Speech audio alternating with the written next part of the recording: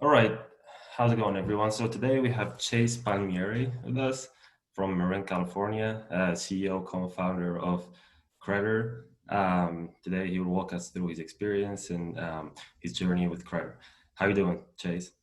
I'm doing good. Good to see you, Ahmed. Good to see you too. So can you tell us a little bit about how you got started and what is Credder is like? Yeah, so my parents were serial entrepreneurs, so I kind of always knew that was something I was going to do. So when I went to university, I got a degree in entrepreneurship and small business management. And then when I graduated, I wasn't quite sure what I wanted to do as far as which company to start, because when you start a company, it can be a 10-year process. And so what I did is I went back and worked at the family restaurant. And there I was managing all of the digital operations, including Yelp reservations, reviews, Yelp advertising, these types of things. And I was very frustrated with the news at the time because when news moved from newspapers to online news, they had to chase after clicks to kind of serve their advertisers, get more views in front of the ads. And so it looked like a kind of a broken relationship between news producers and news consumers. And I didn't like that customers could hold us accountable for the calamari coming out cold, but me as a news consumer couldn't hold the media accountable in any way. And so the original idea for Credder was basically that. What if there was a Yelp for news consumers or a Rotten Tomatoes for news? And so then I hit up two of my more ambitious friends from college who were also in the entrepreneurship programs and asked them if they wanted to join me on the venture. And then we moved into a house in Petaluma, and 2 years later had an early version of the product and went and raised our angel round. And yeah, been cooking ever since. Awesome. So you know all along that you want to be an entrepreneur, you want to start your own business, and you went to college specifically to serve that purpose and to meet people. So did you know what type of company or what type of business you wanted to be in before starting, or you just tried different things and then Credder was the one who stayed? I wasn't sure what type of business.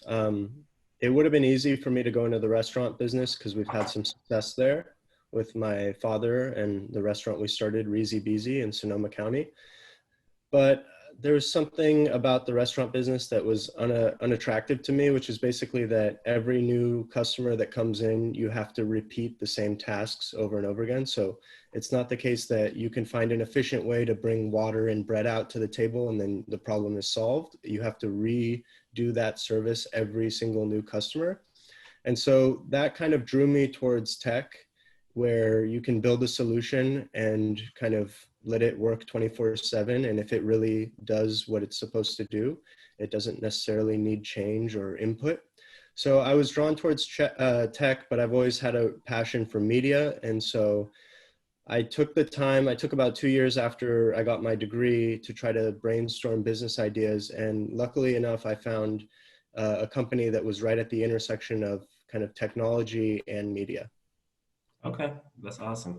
How about your co-founders? Like, what was the process of picking the right co-founders? What was, the process of getting them on board with the company? And how did you guys, go about all of that? Yeah.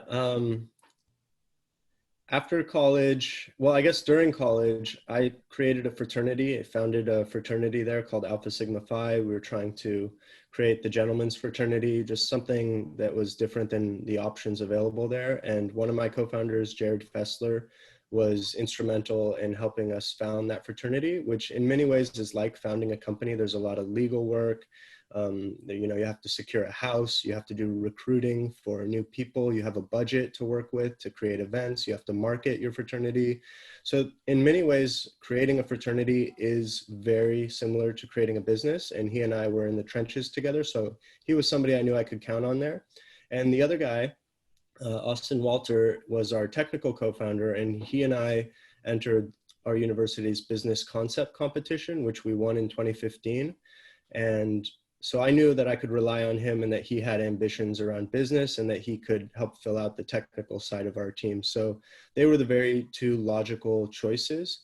But I wouldn't have known that if I hadn't have volunteered to found a fraternity during college or tried to do the business concept competition. So it was those extracurriculars during college that kind of helped reveal the other ambitious people in my class. And yeah, to try to convince them wasn't that hard. I mean, it's not a great environment out there after college for everybody.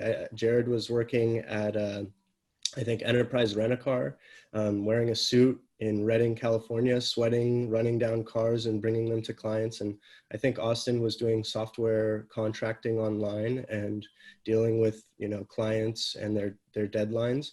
And so it made sense for the three of us to come together and take a swing at it. Awesome.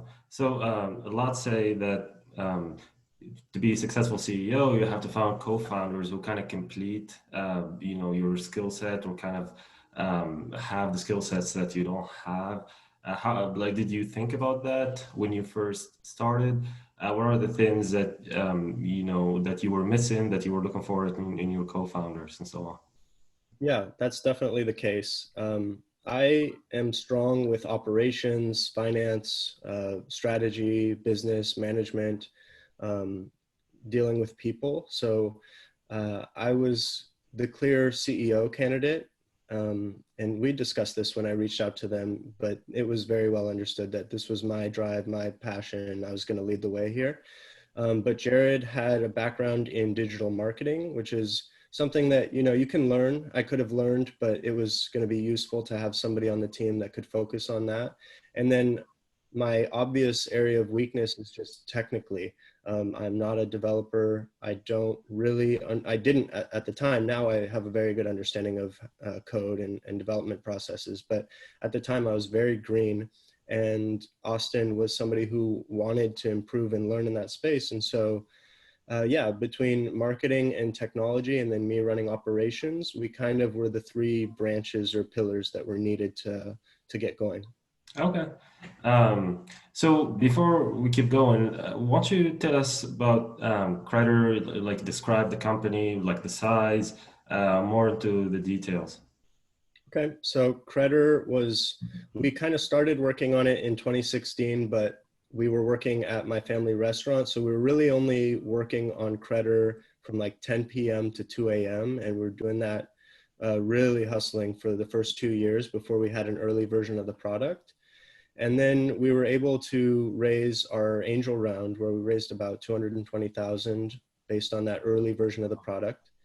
And we've raised more money since then and have to raise more money again in January and February. But the team now is myself, Austin, and we brought on a really fantastic chief product officer who we kind of stole away from Kraken, which is a digital cryptocurrency exchange. His name's Dave Stan. And we have two Ukrainian contractors that are helping Austin with the product. Right now we have a website, Credder.com, which is kind of the main platform where our users go to review articles, which creates these credibility ratings for the articles, but also the authors and outlets, kind of like again, a Yelp for news consumers, Rotten Tomatoes for news, IMDb for news. Yeah, we have a great group of advisors. We recently launched the Credder podcast. We've got a browser extension for Chrome. We've got an iOS app in private beta. And we're growing the user base, got over 10,000 real reviews, which is enough to create like a really good sample size, significant ratings data set for all of the authors and outlets in media today. And we're looking to license those ratings to third-party platforms like social media sites, Facebook, Twitter, web browsers, Mozilla's Firefox, Chrome, and search engines. So we're looking to license Credder ratings so that those platforms don't have to deal with the headache of deciding whether to pull down content and be censors or let anything stay up, and they can actually just kind of take a hands-off approach and just display Credder ratings next to the content on their sites and let that inform the users. Gotcha. So you guys started with the same type of or size group, and then you guys contracted with different people whenever was needed. Yeah, well, in the case of Dave Stan, and this is kind of a weird story, is he started off as one of our more passionate users. So he was using the product early on because it was something that he'd wanted to see exist. Um, After a few months, maybe even a year, he became one of our investors. And then after another kind of 6 months to a year, he actually freed himself up so that he could come work with us on the executive team.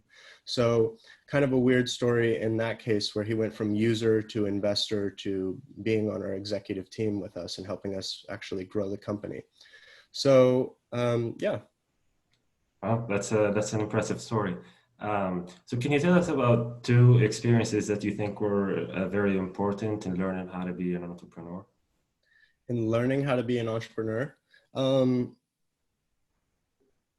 starting the restaurant with my dad when I was 16 years old was a big deal because we were not ready for it. We were underprepared. We basically had to take a Vietnamese cafeteria and turn it into a fine dining Italian restaurant. And that meant doing everything from tearing up the floors to finding chefs to doing interior design and decorating, to establishing a menu, to aligning with suppliers for produce and meats and fish and that type of thing, setting our price points, getting our liquor license, crafting the drinks and making sure the profit margins on all of the items we're selling are good, finding the team that can work together both in the front of house and back of house. So that was like, that's a complete 0 to 100 experience. If you start a restaurant, it's one of the hardest businesses in the world. You have to get everything right to get anything right. So that was a good experience. But also starting the fraternity during college was like a really fun way to kind of get another taste of starting a business. And the business concept competition, that competition was useful because it helped us learn how to craft our pitch. I had to do a lot of speaking in front of people. So after we won for Chico University, we won our competition there. We went and represented Chico and went and competed against other California universities that were doing their own business concept competitions. So I think the three of those were kind of foundational in teaching me that this is something I wanted to do, this is something I'm good at, and I can do. Got you. So part of being an entrepreneur is that you can't learn it in school or from books. You just have to do it. You just actually got to experience it and do it and fail in order to learn from it, right? So, so can you tell us about, because I know you've started a couple things before Credder, you know, with the mindset of practicing or getting ready for the big one. So can you tell us about that? And what would you tell other entrepreneurs in their early careers on what type of mindset to have, you know, joining the entrepreneurship, you know, group or world? So a lot of people need to understand that your first business is probably not going to work, and you just have to keep, you know, trying and keep experiencing. Can you tell us a little bit about that? Yeah, you're absolutely right. You can't really learn entrepreneurship in school. I mean, I got a degree in it, so I'd like to say that it is useful. You do learn some skills, you get some necessary context, but I definitely learned more in the 3 months that we started Credder than I did in my entire college career. Because there's just you can't really teach the theories of entrepreneurship. It's just not the same as when you have to hustle and you have to talk to investors and you have to go incorporate your company, and you have to start keeping good books and records of all of your receipts and transactions, and try to go out and motivate a team and all of this. So yeah, that's definitely the case. I guess in many ways, Reezy Beezy was my first startup, the restaurant with my dad. The second one you could call Alpha Sigma Phi, the fraternity. You could call that a second startup because it is like it takes on income through people who are paying their dues. There's houses, events, budgets. So there's legal liabilities around it. So that in a way, I guess, is a business. Fraternities are businesses, and so are sororities.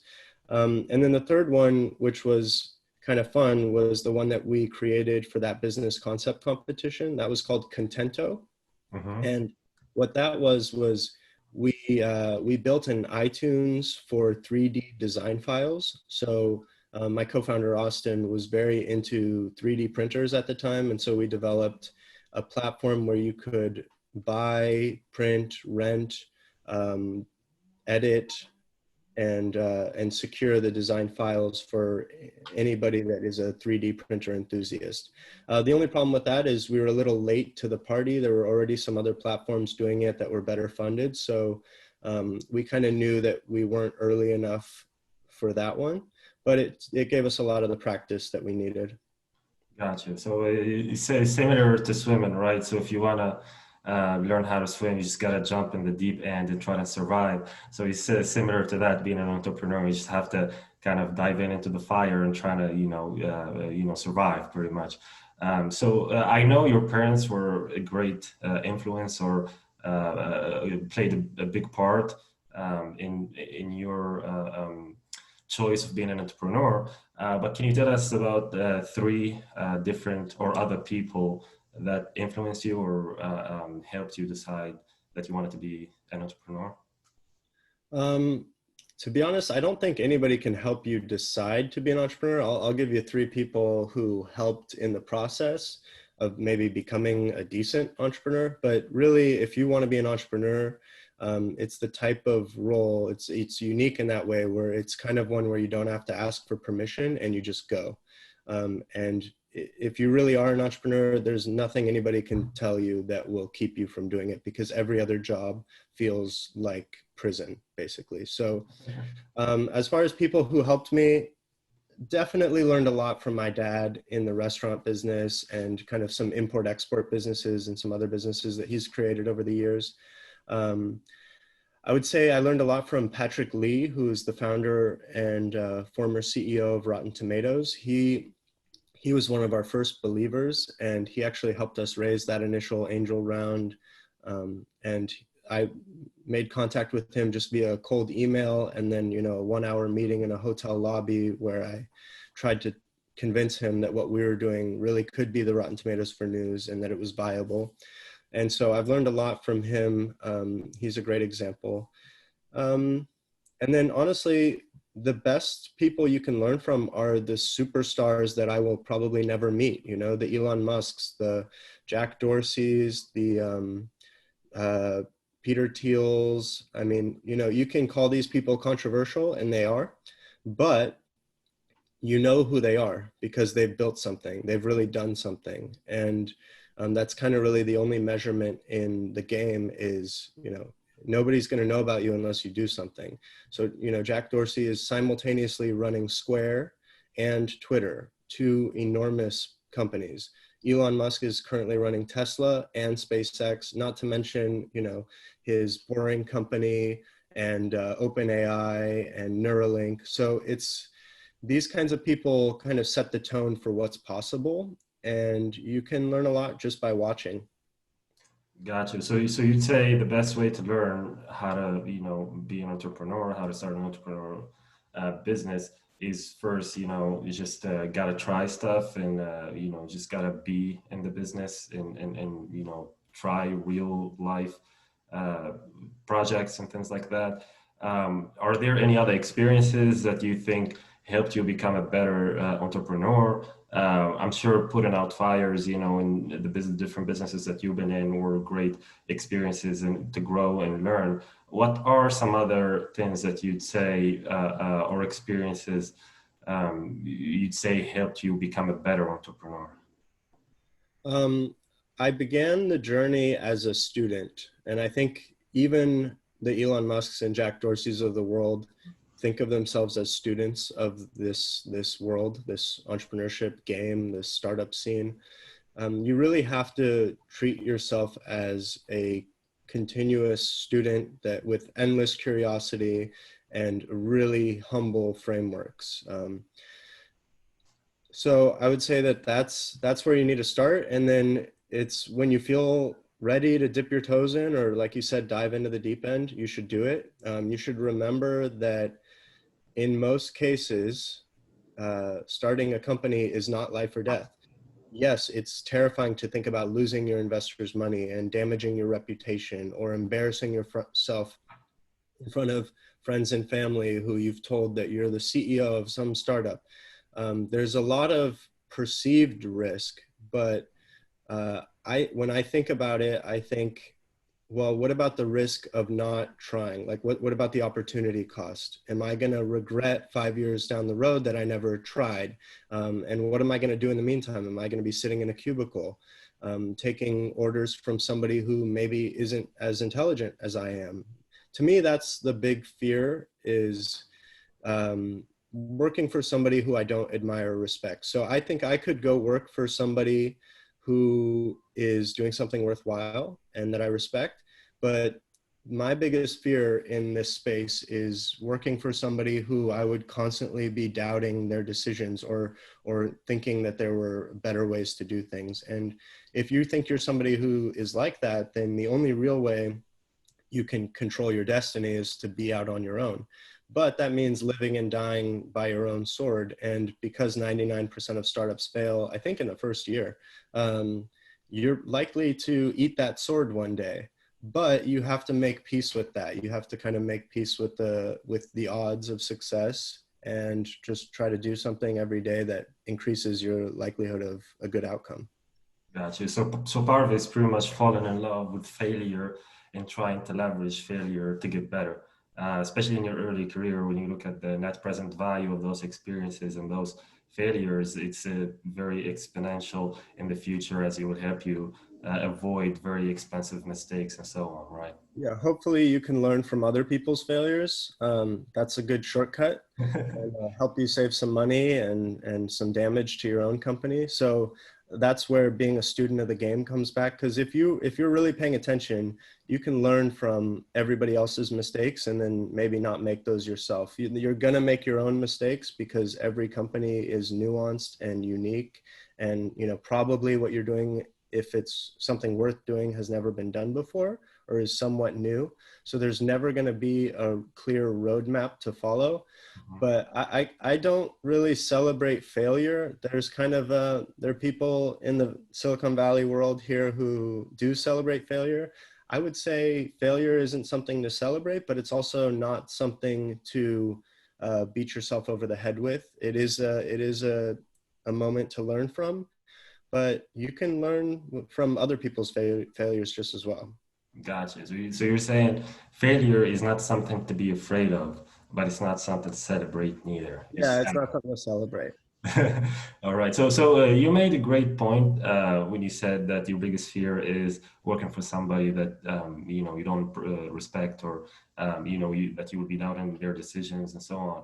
And you're very fortunate in knowing what you wanted to do and that you want to be an entrepreneur very early on.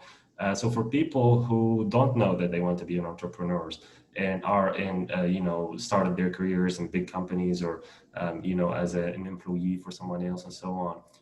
How do they, or what advice would you give them to shift to entrepreneurship, or to kind of like, focus or channel their talent or their creativity in something that they will benefit from rather than their employer?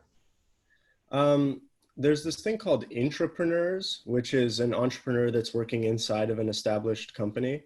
So, you can think of General Motors or something. You can have an intrapreneur inside of General Motors, somebody who goes to the CEO and says, "Hey, I've got this idea for a new electric car, or some type of battery cell, whatever it is, and I would really love to work on it here as kind of a skunk works project inside of General Motors. You can decide the budget, and I will basically run it as a startup inside. All I'm asking for is some level of autonomy, since nobody's going to really see what we're doing. You decide the budget and let me recruit some top talent from inside the company, and let me kind of go off and try something without all of the corporate bureaucracy weighing me down." So I do think that that is a path for people who maybe like the company or the industry that they're already in. but just feel like their company isn't seeing an opportunity, you can go and pitch this and kind of turn yourself into an entrepreneur inside of a company, which in many ways would be ideal, because now if it works, you have a funder, you have a giant corporate, you know, balance sheet that can help fund you going forward.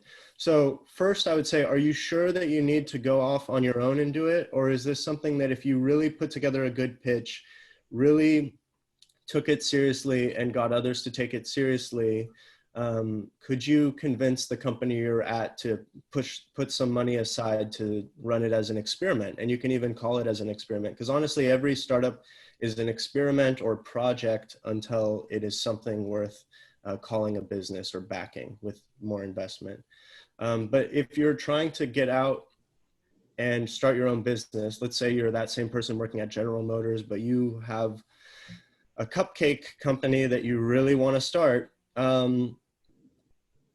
I would say, you know, like all the obvious things, find out how you could try to make money day one.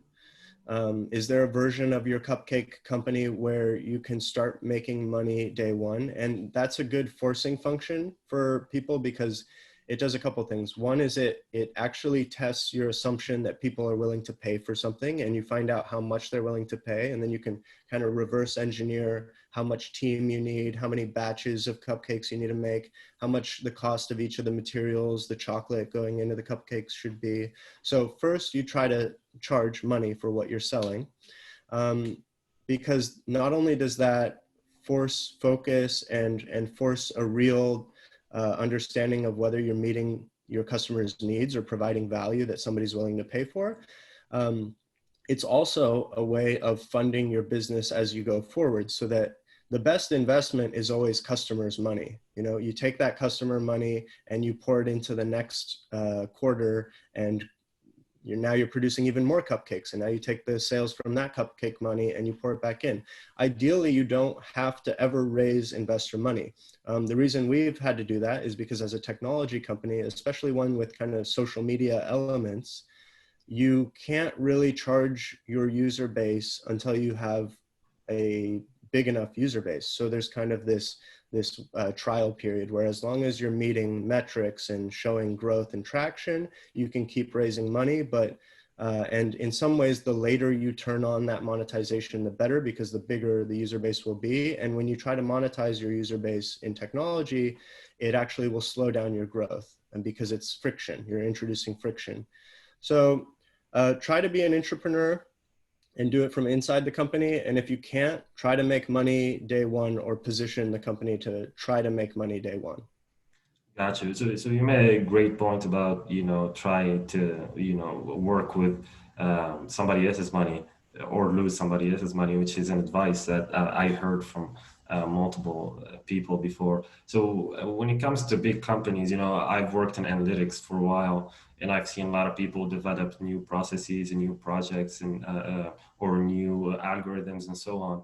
And when you work for a big company like that, pretty much everything that you develop or come up with becomes the property of the company. So you sign your contract when you start, you sign that everything that you develop, all the ideas are the property of the company. And it is a lot harder to kind of go about having the autonomy that you were talking about inside of a company, given all of the bureaucracy and so on.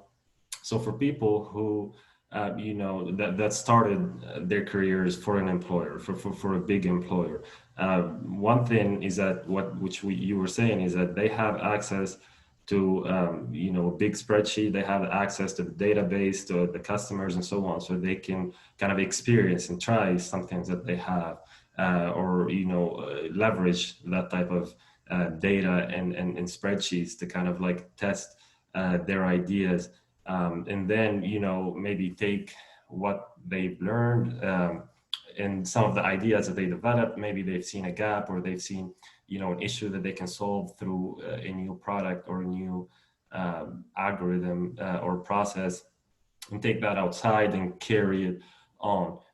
So how would you say, for people, so let's say somebody just graduated, in business, and started with a big company, and kind of like inside it started getting these aspirations or these ideas. Like, what type of things do you think people should focus on working for an employer to kind of learn or leverage in, like, for instance, from the technical side and also from the people side, right? So what are the people that they, who are the people that they need to kind of like, keep in contact with or meet or trying to kind of network with the goal of becoming an entrepreneur or, separating from that company and starting your own business?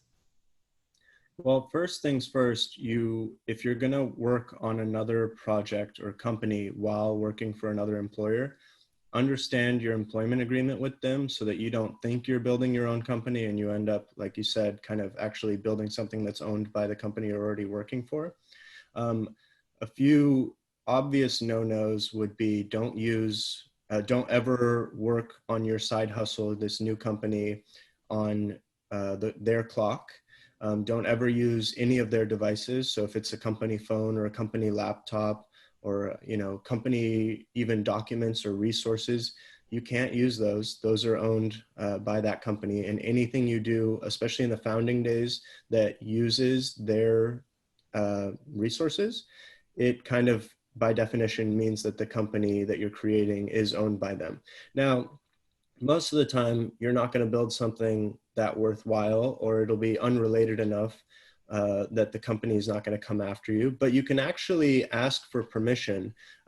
If you go to your company, their HR or the legal department, whoever your manager is, you can actually ask for permission. You can say, hey, I would like to work on this, and I would like the company to sign away the rights to this side project that I'm working on. And you can tell your employer, look, I still want to be with you. You have all my attention and focus. This is kind of an unrelated side project that I'm going to be working on at nights. But I want to be very clear. I would like to make sure that what I'm working on is not in any way later deemed owned by this company. And so you can get companies to sign that. And if they like you and what you're working on doesn't seem like a direct competitor or threat or obvious next, path that the company you're working for was going to take anyway, then they will sign that document and release you. And then I would do what we did with Credder, which is work your day job and work your side hustle at night. And if you're serious about it, you'll find those hours. You'll keep the TV off. You'll find help with somebody else maybe helping you cook or do some dishes so that you free up some of that time. I mean, those hours are there. If you really audit your day, those hours are there. And if you're not pulling money out of this side hustle, if you don't need to pay yourself from this side hustle, it can really just be an experiment until you have enough to go raise money or go start charging customers. And I think that's actually the best way because it de-risks your own life. Because now you're not all in on something. It doesn't have to work. It's not life or death for you. You have your steady paycheck and you know how many hours you have outside of work and you can just map it out. And for us, it took 2 years because we didn't have that much time outside of our full-time schedules at the restaurant. But if you're willing to do the work and you're working on something that you think you're ahead of the curve on, you can be patient and just keep doing that side hustle life until it becomes your main hustle.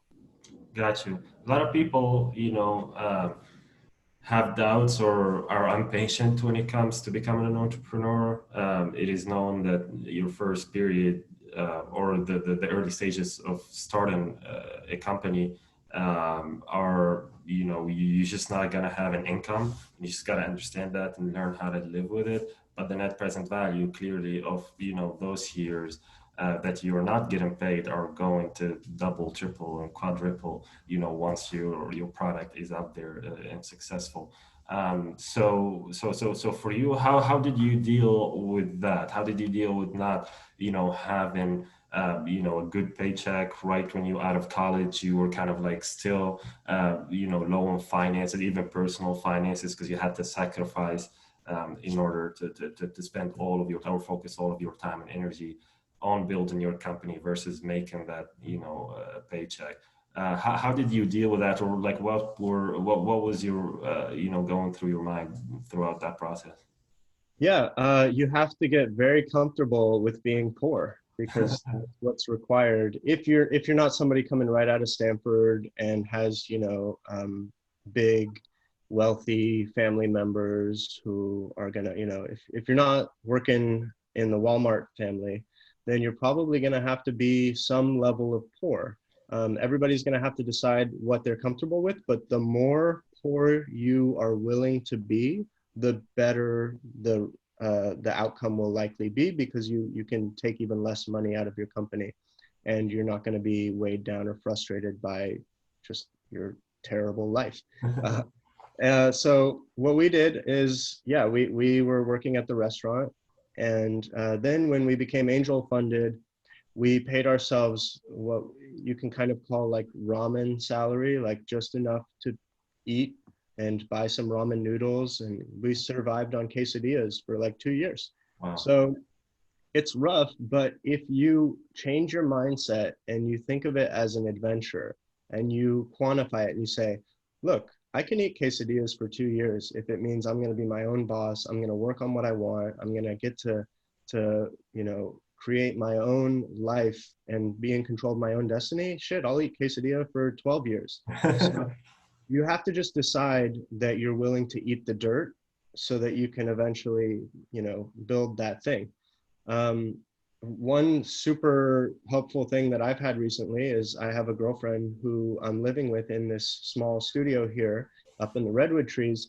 And she makes a great salary because she works in tech as well. And so I kind of pay for all the non-rent things, which is like when we go out to eat, I buy the groceries, if we go out for a movie, whatever. So I buy all the non-rent things, which is still, a significant amount of money each month, but it's less than the rent. And so if you have a partner who can help finance you in that way and believes in you, then that's another way to kind of cut down on the money you have to take out of your own company. And when you don't have to take money out of your company, it means that that paycheck that I'm not paying myself right now can go to hiring some Ukrainian contract developers and building out the product better and faster and getting us to that next stage of fundraising where maybe I can pay myself 3,000 a month in the future and feel very comfortable. But the longer you can basically eat crap for, the more likely you're going to win, because not everybody is comfortable eating crap. Not everybody is willing to take a step backwards in their life to take 3 steps forward. And that is your strategic advantage. Gotcha. So, being in the tech and also in the news industry, you always have to be on top of things, right? So there are new things coming up every day and every hour around the world, and you just have to be, up to date with everything, keeping up, so you can keep or maintain your edge. So, where do you look for, inspiration, tactics, strategies, or business ideas? Um, as a student of the game, if you looked at like whose email newsletters I follow or who I'm following on Twitter and Facebook or Instagram, you might not know any of the people you're seeing, but you would know all of the companies that they work at. So I think a lot of people don't know the names and faces behind these companies. Like, you know, if I asked you right now, who's the CEO of Spotify? It's probably an app you use every day. Who's the CEO? You might not, you probably don't know, Hamed, but his name is Daniel Ek, and he is an extraordinary founder. And behind every cool brand or company that you touch in your daily life, there are people, there are real people who built that and had a reason to build it and are, you don't necessarily hear about it, but they are sharing information about what they're working on, why they're doing this, why they decided not to do that. Um, and I think you can learn from all these decisions, like Spotify deciding to do an exclusive contract with Joe Rogan. That is a bigger deal than people think, because that opens up the podcasting industry to become highly profitable. Like Joe Rogan is the first, but now everybody else who is below Joe Rogan has some kind of a price now. Basically, the price on the industry has been set. So there's a lot of these types of moves happening in media and tech. And if you follow the people who are the ones actually making the decisions, you can really see inside their heads and how they think. And that's really all startups are is like thinking with proper frameworks, testing assumptions, staying humble, not getting greedy, not putting too much of your ego into it, being willing to change based on customer feedback. It's really just a framework of change and iteration, and not investing too much of your soul or identity in one thing, and being willing to kind of navigate any way you need to reach your ultimate outcome. You don't sacrifice on your goals, your outcomes, but on how you get there. Yeah, hitchhike, steal a car, whatever you have to do to get there. Gotcha. So you'd say that following these people, kind of like their experiences and how they conducted business or went about different things within their business is a point of inspiration for you. Yeah, I mean, these guys are who I want to be, right? As an entrepreneur, somebody who's definitely not on these people's level, they are the, Derek Jeters for somebody who grew up playing baseball. They're the LeBron James of somebody like you who grew up playing basketball. These are, you would have posters of LeBron on your wall. If I was weird enough to put entrepreneur posters on my wall, which I'm not sure they even have, you'd see like a lot of different founders up here. Got you. So which brings up my next questions of who are the entrepreneurs that you follow on social media and why them? Um, Chamath Palihapitiya is probably my favorite person. I have actively tried to absorb every word or thought that I've seen him put out publicly. He's one of the early guys at Facebook that helped their growth team, but then he also became a really prominent investor and is now the chairman of Virgin Galactic. So he's going to be, if any of the listeners ever end up doing a trip to space in the new space tourism industry, they're probably going to be riding on one of these Virgin Galactic planes. Him, Elon Musk, Bill. Man, this is hard. There's so many people. Jack Dorsey. It's not to say that I like all these people or I like their companies, but they've achieved success through one means or another. Man, the list is just so long. It's kind of hard. Naval Ravikant. Yeah, sorry. So most of pretty much most of everybody that's in the business that's been successful, that's an influential person. It's a good idea to follow that person and keep up with their news and what they're doing and so on. Especially if you're passionate about the field that you're in, it's definitely that's a must. You have to follow the influential people in your industry, regardless if you like them or not. Uh, Yeah, I guess one thing about founders and entrepreneurs is because they're their own boss, they can speak much more freely about what's happening in the world than most other people in a job or a role. So like take that General Motors person, for example. They might get a nasty email from their CEO if they start talking about how cool Tesla's new battery cells are, because it's like, wait, hey, that's our competition, or hey, we don't have our company hasn't taken a position on electric vehicles yet. Or so when you're an entrepreneur or a founder, you speak more freely about the world and you have a perspective, and not everybody's perspective is going to be right all the time, but you can really hear what these people think. Yeah, we should bring up an interesting point with Elon Musk because I know he's one of the few influential people who does speak up their minds pretty often, and we saw that irritated some of his investors and so on. So, what would you say about that? I would say if anybody who's invested in an Elon Musk company is irritated, then they have forgot why they invested, which was probably to get a return on their capital. And I can't think of a single company or even month-long period of any of his companies that has not had an increased growth rate and return on capital. So I think it's a little ridiculous. I also think that um, yeah, it's just ridiculous because he's one of the best CEOs in the world going after really challenging things. And you can hate what he says, but at the end of the day, Tesla and SpaceX and all of these companies that he has, they have never paid for marketing. And why is that possible? Well, there's two reasons. One is that in an ideal world, the Tesla Model 3 is so good and such an amazing, lovable product that the customers will share and spread the word themselves. That's part of it. But the other part of it is that because Elon and everything he says has been deemed newsworthy, he can promote his own companies and products and announcements whenever he sees fit.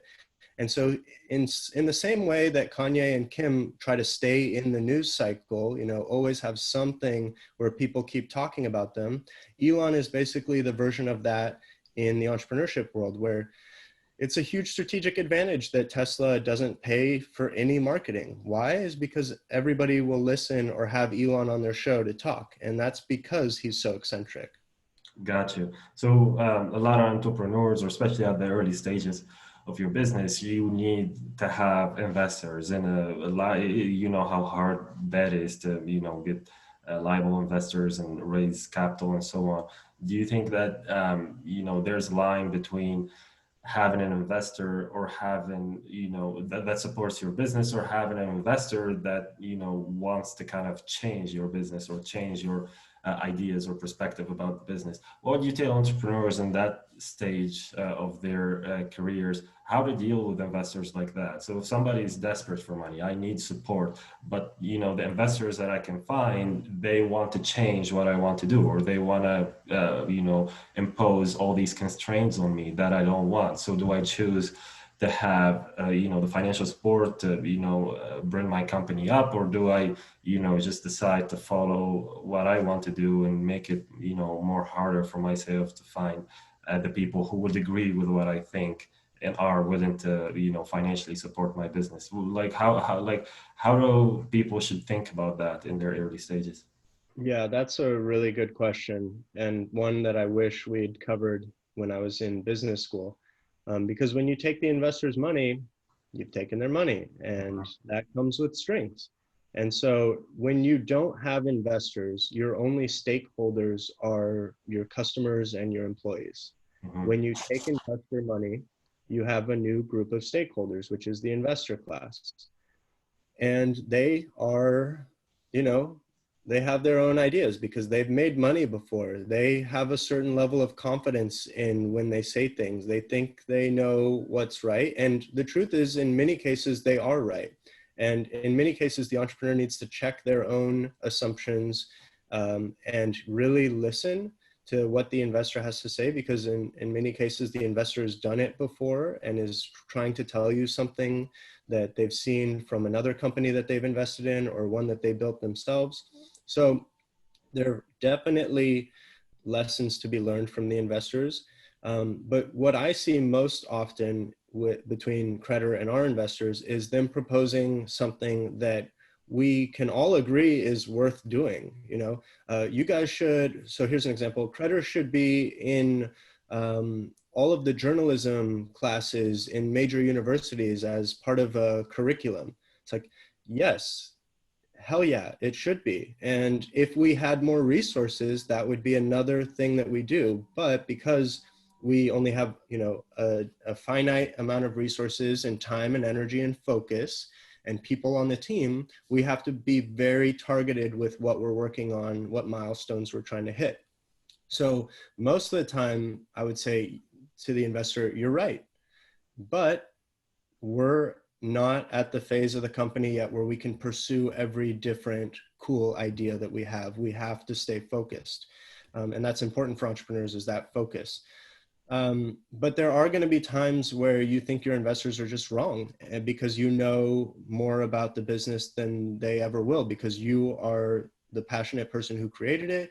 You know exactly who on your team is feeling what and why. You know how much money's left in the bank. I mean, ideally they should too. But you know your space better because you're touching it every day, and your investor probably has 50 different companies that they're invested in, and they might think of you when they see a news article and then hit you up and say, hey, are you guys doing this like this other company is doing? And they might recommend that you do that, but you have to balance what you do for the investors and what you do for your customers and your company and the milestones that you've decided with your team that you're going to go after. So it's honestly one of the hardest balancing acts of running a business that's funded by investors, because you can't piss them off, because you need them. You really need them. Not only have they taken a bet on you, and that's something that you should celebrate and try to honor, but they are also the same investors that you're probably going to need to come back to the next time you raise capital. And if not, then you definitely at least don't want to piss them off and have them be talking bad about you in the investor community, because those guys are all very tight and they all share information. And so you have to make your investors happy, but the best way, the most direct way to make your investors happy is to just execute well on your milestones and your growth and your business goals. And if you do that, they won't really care whether it was their idea or your idea, because they're seeing traction. Gotcha. So clearly, investors are, like you were saying, their goal is to maximize or their ROI or their return on investment.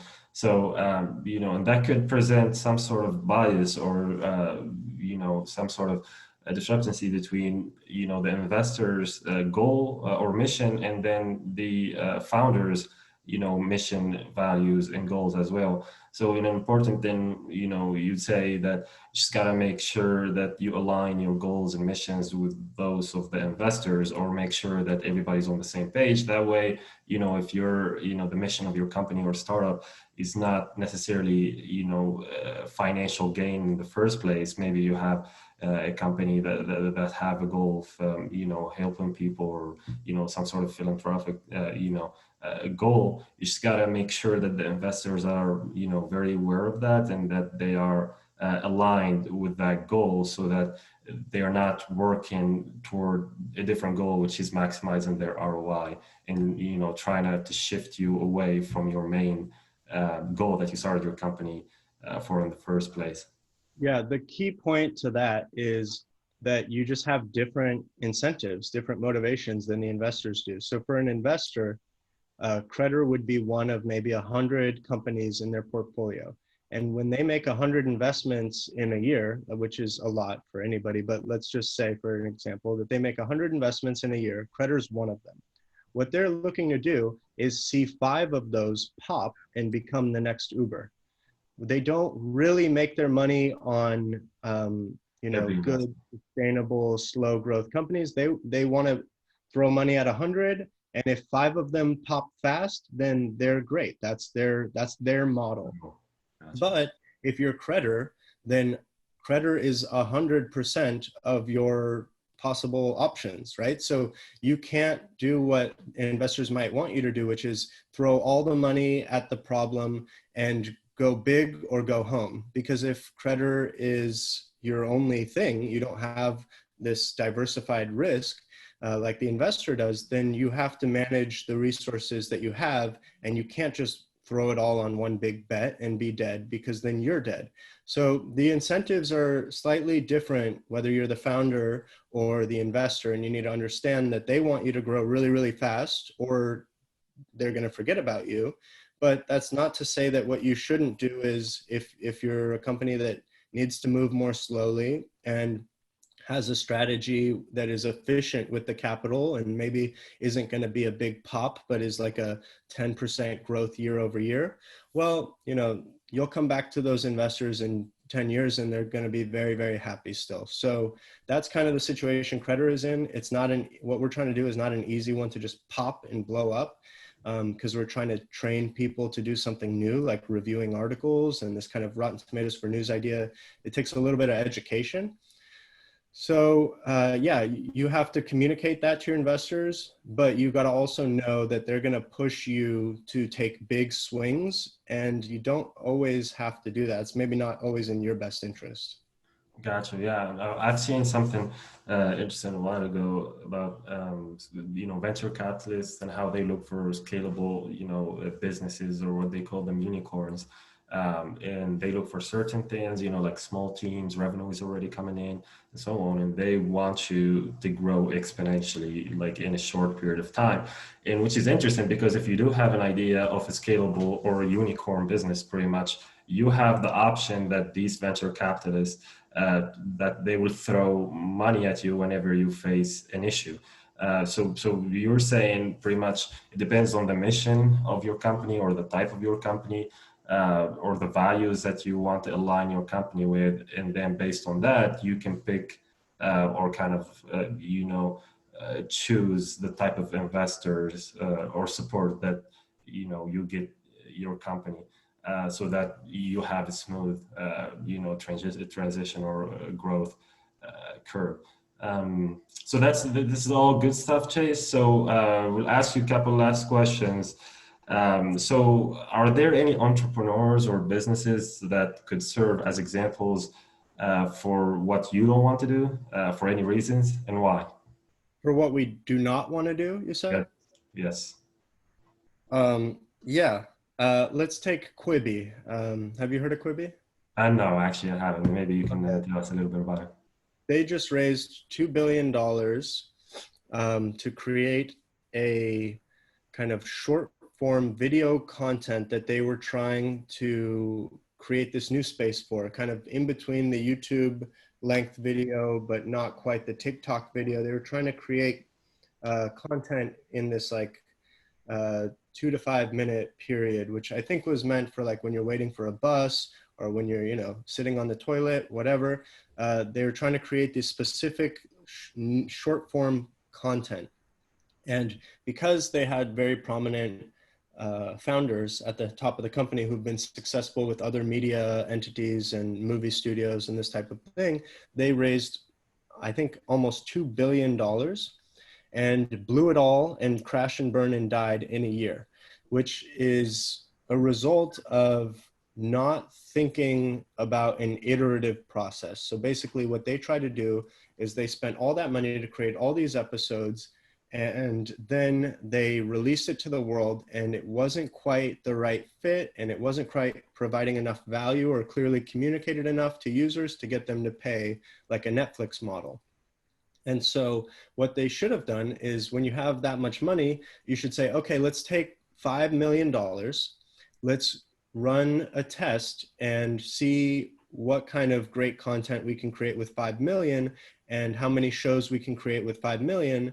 And then once we figure out what the ingredients are for a successful show and what the right length of time is for our users, then we can use that lesson and apply it to all the next videos. Instead, they kind of tried to learn everything all at once and throw it all out all at once. When if they would have done more of an iterative approach, kind of experiment, test, learn, use the learning to apply to the next one, and then get more and more ambitious on their spending, when they had more and more confidence behind what they were doing, then they probably would have been very successful. And you see that with a lot of companies that don't take the Silicon Valley mindset, which is kind of experiment, test, iterate. And those are some of the traps that people fall into. There's a lot of maybe negative stereotypes around Silicon Valley thinking and testing and company building, and probably rightfully so. But the idea of starting small, running a test, learning from it and finding out what works and doesn't, and then applying it to the next test and thinking like V1, V1.1, V1.2, V1.3 before you launch version 3, which is your real product that you're going to pay to promote.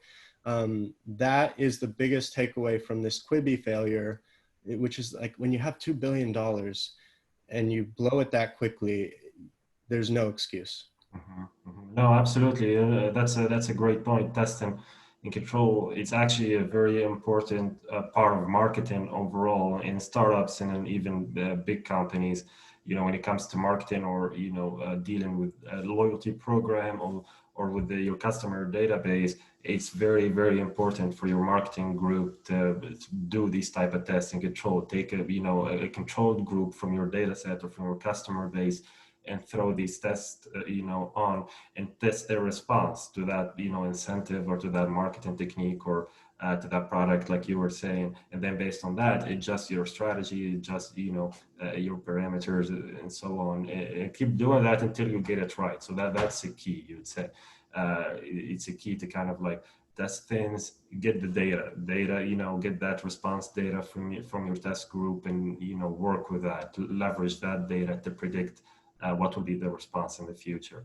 Uh, Yeah, if we can just take it back to the previous example of like the person who wants to create the cupcake company, the way you would do it is you wouldn't start by making a million chocolate cupcakes. What mhm. you would do is you would make one batch of, red velvet, one batch of vanilla chocolate, one batch of chocolate chip, and you would put those three in front of people, see which ones sell more, hear what the customers like or don't like about each one, and then go back and maybe now you're like, okay, they love the chocolate chip. This batch, we're going to make 6 batches of the chocolate chip and only 2 batches of the red velvet because you can learn. You have to be able to learn. A company is almost like it's like an organism, and any organism is only as good as its ability to learn and evolve.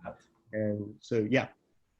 Absolutely. No, even for, smaller businesses or, students who looking to start some sort of business, you can leverage, a lot of online resources from surveys or data from customers and so on. You can conduct your own surveys, and that's all very important, learning how to leverage those or that type of data to kind of build on or predict the response of your customers or potential customers is very important, especially nowadays. All businesses are shifting toward big data. They're shifting toward, predicting, business or forecasting business, and those techniques are evolving by the day. So it's definitely a big part of starting a business, especially nowadays, is kind of like learning or knowing how to, leverage those tools that you have to kind of build a better strategy going forward. So my last question, Chase, is what can't you or cannot observe in entrepreneurs or businesses right now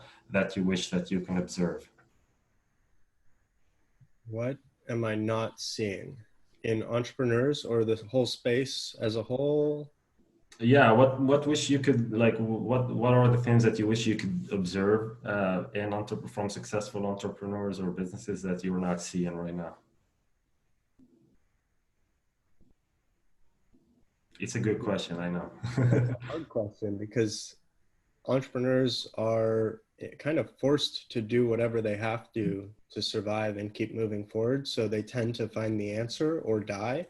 And the ones who die, I don't hear from or see. And the ones who are survive, you see and you're like, oh yeah, they figured it out. But you didn't see the 4 competitors in their space that died, and that this was the one that figured it out. Um, what am I not seeing? I think there should be more collaboration amongst competitors. I think I don't see any reason why you can't hop on a podcast with your competitor or sometimes promote your competitor's products. Um, I think it, I think there could be more cross pollination between competitors in spaces and more learning from each other to provide an even better experience to the end user or customer.